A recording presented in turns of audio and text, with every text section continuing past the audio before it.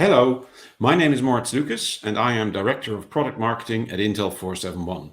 Welcome to this talk titled How a CTI Framework Catapults Your Cybersecurity Program, in which I will introduce the Cyber Underground General Intelligence Requirements methodology we have developed here at Intel 471 and show how we are using the methodology. We developed the CUGIR methodology to aid in operationalizing intelligence requirements-driven cyber threat intelligence.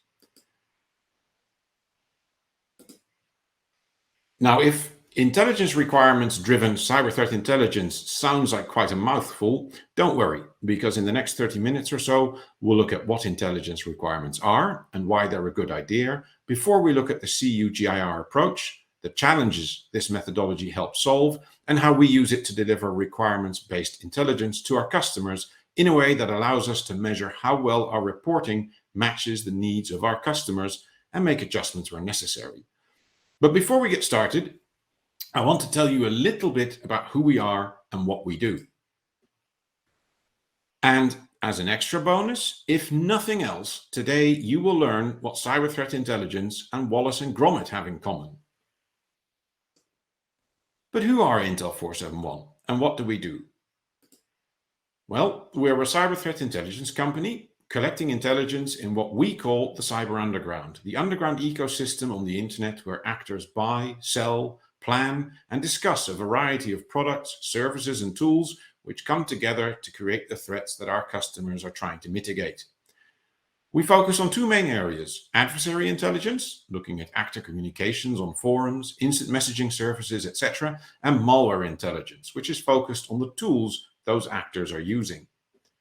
We've built a large collection infrastructure that collects both actor communications and detailed technical data on well over 100 different malware families in near real time from locations all over the world.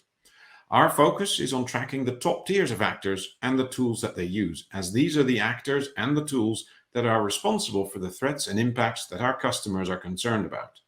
Our research team analyzes the data we collect, runs sources, and builds intelligence that we deliver to our customers in different verticals around the globe. Now, for our researchers, we believe in what we call a boots on the ground model. Despite the fact that this is cyber threat intelligence, and so in theory could be done from anywhere in the world, we believe to truly be able to blend into the background and gain access to the most closed-off parts of the underground, our researchers must be located close to the actor ecosystems that they are tracking, so that they are truly able to pass off as a local because they have all the relevant and recent local cultural knowledge. How well the local football team did, what the weather is like, how the buses are running, etc.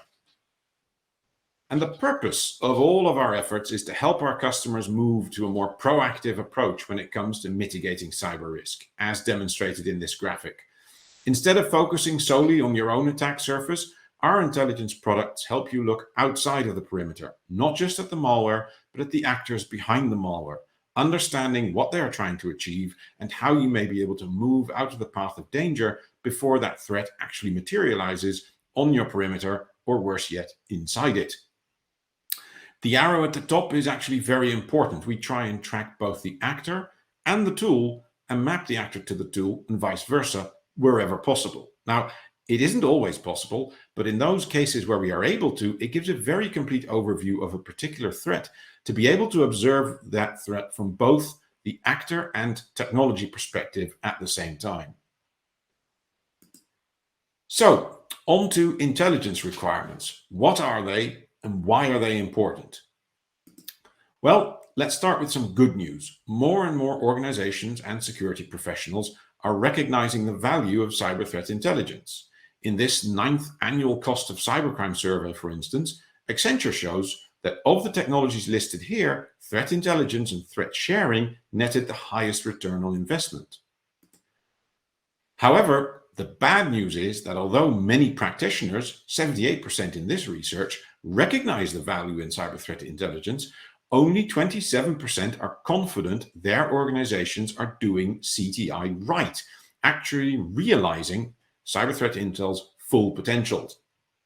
It seems they are unsure whether they're doing the right things, focusing on the subjects their stakeholders actually care about, and it seems they don't really know what value they are delivering for their stakeholders. And that brings us to our first challenge. It seems that a lack of structure is hampering cyber threat intelligence. And one of the reasons that structure is so important is that at its core, intelligence aids decision-making. By itself, intelligence does nothing. It doesn't stop a single threat. It is the decisions you take based on the knowledge you gain from intelligence that actually achieve results and outcomes. And as we have decisions at a strategic, operational, and tactical level, so we have strategic, operational, and tactical intelligence. However, much of the actual intelligence collection happens solely at the tactical level. To give you an example, we never, and however unfortunate this may be, we never come across strategic 5-year plans by top-tier actors in the underground.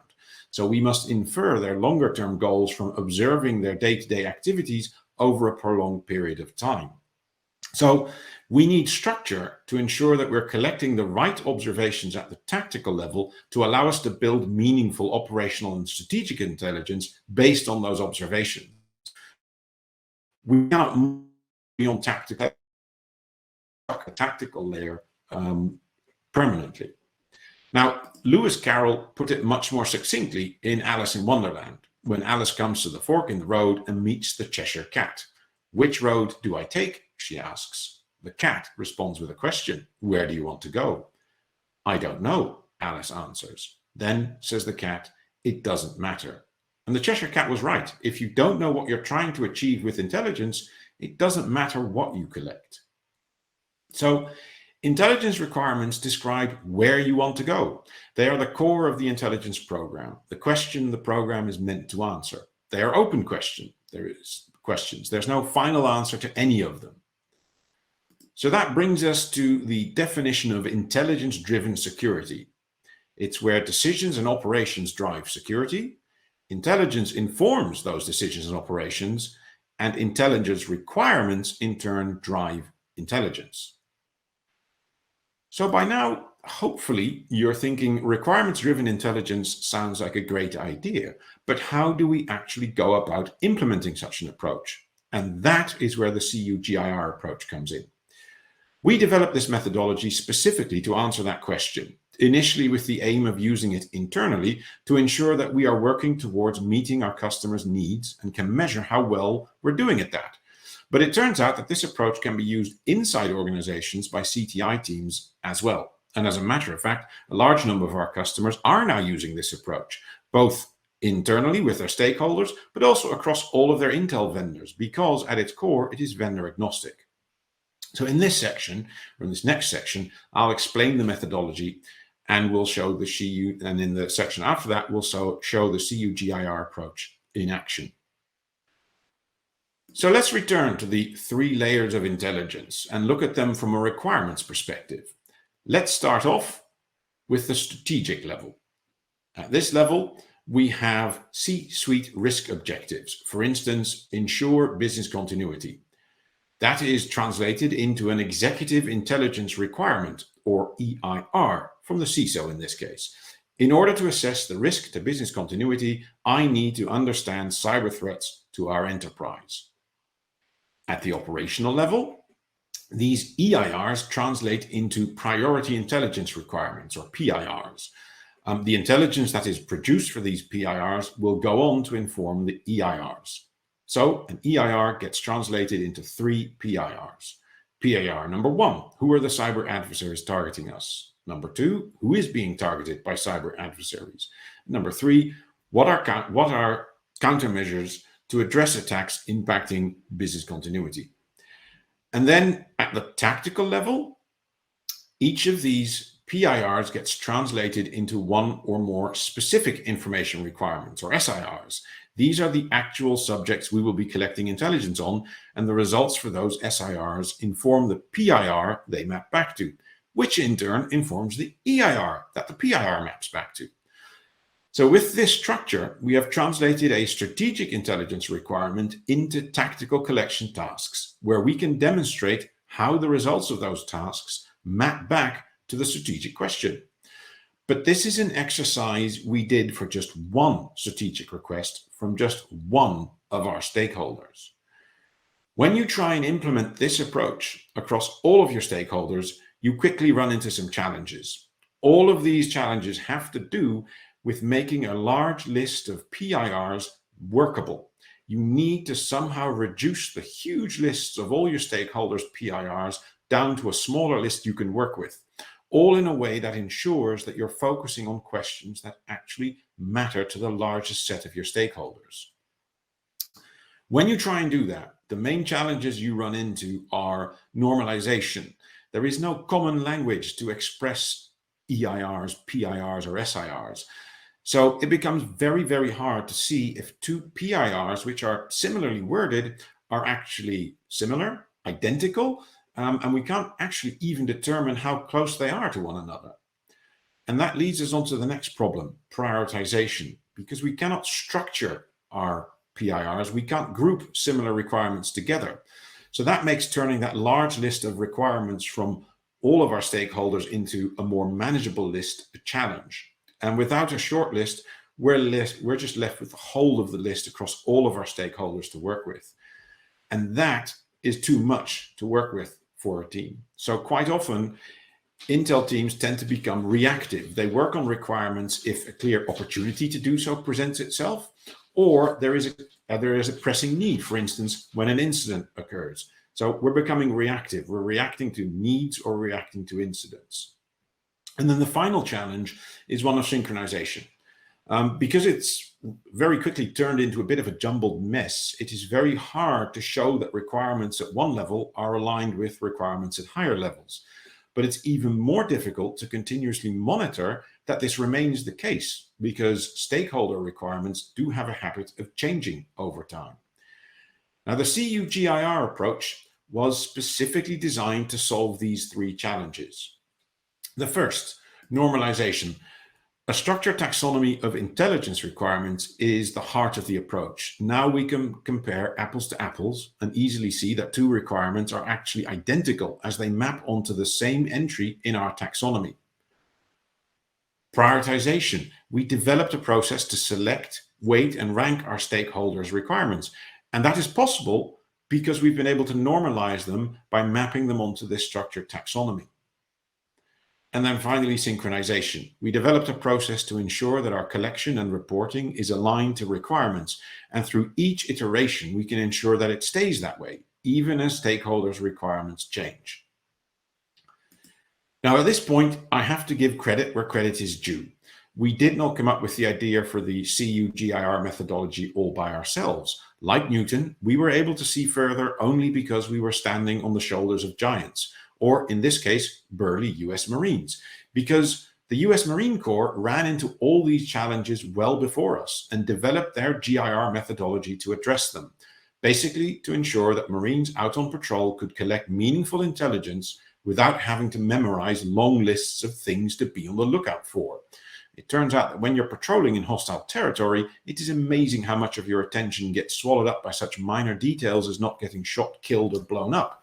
So any intelligence shopping lists had better be short and very sweet. So the GIR handbooks come in different flavors for different environments. Urban GIR, mountain GIR, as you can see on the slide, desert GIR, etc. We've just added a new book to the series, the Cyber Underground GIR, or CUGIR.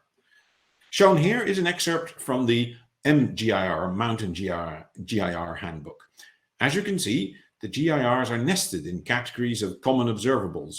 Each category will have a list of essential elements of information, or EEI, which is basically the who, what, when, where, how, and why that need to be answered in order to fulfill an individual GIR. So, for instance, in order for a Marine Intel collector to satisfy, say, GIR 2.1.1, military threats, the collector must answer EEIs such as: what uniforms or other identifying clothing do the military wear? How do the military typically travel through the mountainous trail system? So, using a similar methodology, we created our own handbook, which we call the Cyber Underground General Intelligence Requirements Handbook, or CUGIRH for short. Currently, the handbook contains about 180 GIRs nested under 6 categories. It's regularly updated to keep pace with the evolving nature of the cyber underground. The approach is the same as with the US Marine Corps GIR handbooks. For instance, in order to satisfy, say, GIR 2.1 vulnerabilities, a collector must answer an essential element of information, or EEI, like determine the capability and intent of adversaries discussing and sharing vulnerabilities. If a report is written that answers that EEI, the report is tagged with the coded GIR. If we look at this in a bit more detail, each GIR category is composed of 5 components. The typical stakeholders that are most commonly interested in this GIR, or conversely, for whom this GIR is of interest. The typical use cases that this GIR supports. Then the actual GIR list for this category, starting with a parent category and the list of EEIs, or essential elements of information, for that parent category. Each EEI is an actual intelligence requirement. And finally, we have the child GIR entries that inherit their parents' EEIs. Child entries are more specific subcategories. Answering the EEIs of any child category helps at least partially satisfy a parent GIR. So how do we put this into practice? How do we use the CUGIRs to operationalize requirements-driven intelligence? The answer lies in the ability to prioritize using the GIRs, which means we can focus our efforts on the essential elements of information that satisfy the general intelligence requirements that are common to the largest set of our stakeholders. This approach can also be used inside organizations by CTI teams. Of course, this presentation only allows me to give a broad overview of the approach. We've developed more in-depth materials to help familiarize practitioners with the full CUGIR methodology. As we go through the steps in the methodology, we'll use a fictional example stakeholder, in this case, abc.org. The first stage is the requirements gathering stage. In this stage, each stakeholder selects and ranks their top 10 or 12 GIRs from the handbook. There are 2 ways they can do that. If they have requirements, PIRs, already, they simply map each requirement onto the closest matching GIR. If they don't have any requirements yet, they can select GIRs straight from the handbook. The stakeholder and use cases section for each category really come in handy here. The EEI, or essential elements of information, associated with each GIR are the intel gaps we need to answer. The selected and ranked GIRs form that stakeholder's primary intel requirements. The next stage is to prioritize the requirements. We code the GIRs for tracking purposes, and the stakeholder assigns a priority to each GIR that they ranked earlier. The next stage is to set collection guidance. To do that, we take the lists of prioritized and scored GIRs from all of our stakeholders and compile those into a single master list, deduplicating and weighting each GIR based on the number of times it appears in stakeholder lists and the sum of the priority values assigned to it on those lists. When sorted by the final score, this list reveals the top GIRs across all stakeholders, and this forms the daily collection guidance used to drive proactive collection and reporting. We maintain each stakeholder's original GIR list to ensure that the daily collection guidance covers at least the top 5 GIRs for each stakeholder, so that stakeholders who have very esoteric requirements don't get unduly penalized. The next stage is the actual production and dissemination of intel. What you are seeing here is a representation of the delivery of intelligence and how it maps back from the daily collection guidance to ultimately fulfilling a stakeholder primary intelligence requirement, or PIR. In this scenario, a report was researched and drafted that satisfied GIR 4.3.1, call centers, a top 3 daily collection requirement, meaning multiple stakeholders have that in their list of PIRs.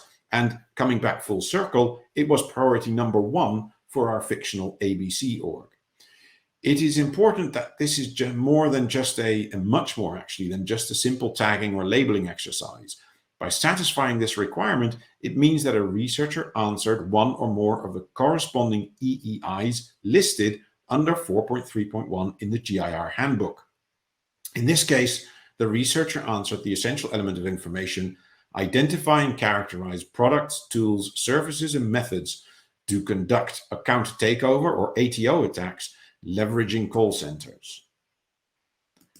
The final stage is the review and revise stage. In this stage, we review the results, collect feedback, and make any adjustments to the process based on the results of this stage, thus ensuring that the next cycle of the process will match the stakeholders' requirements even more closely.